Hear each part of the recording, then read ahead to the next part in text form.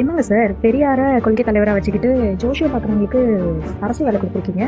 ஆடு மாடு மேய்க்கிறவங்களுக்கு அரசு வேலை தருவேன்னு சொன்ன சீமான பைத்தியம் சொல்லிட்டு ஜோஷியம் பார்க்குறவங்களுக்கும் அரசு வேலை கொடுத்துருக்காரு உங்க தலைவர். அவருக்கு ஓட்டு போட்டு தேர்ந்தெடுக்கிற உங்களை நாங்கள் இப்போ என்ன சொல்றது? இப்போ நான் இதை இந்த வீடியோ போடுறதுக்கான காரணம் என்னன்னா, என்னோட ஃப்ரெண்ட்ஸ்ல ஒரு சில பேர் என்கிட்ட ஓட்டு போடுறதுக்கு முன்னாடி, அதாவது எலெக்ஷனுக்கு முன்னாடி என்கிட்ட பேசியிருந்தாங்க. என்னன்னா, சீமான் சொல்றது சாத்தியமான ஒரு விஷயமா? ஆடு மாடு மேய்க்கிறவங்களுக்கு அரசு வேலை தருவேன்னு சொல்றாரு. இதெல்லாம் எந்த விதத்துலங்க நடக்கும்? அவர் எப்படி அரசு வேலை கொடுப்பாரு? அவரை எப்படி கொடுக்க முடியும்? எத்தனை லட்சம் பேர் கவர்மெண்ட் வேலைக்காக எக்ஸாம் எழுதுறாங்க தெரியுமா? அதுல எவ்வளவு பேர் ஃபில்டர் பண்றாங்க தெரியுமா? அப்படி இருக்கிற ஒரு கட்டத்துல சீமான் எப்படி ஆடு மாடு மேய்க்கிறவங்களுக்கு அரசு வேலை கொடுப்பேன்னு சொல்றாரு. இதெல்லாம் நடக்கிற விஷயமா அப்படின்னு சொன்ன உங்களுக்கு இப்போ இது நடந்துருக்கே.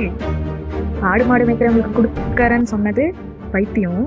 ஜோஷியம் பார்க்குறவங்களுக்கு அரசு வேலை கொடுத்துக்கிறது உங்களுக்கு நல்ல விஷயமா தெரியுது. இப்போ உங்களோட கருத்தை ஏன் பதிவிட மாட்டீங்க?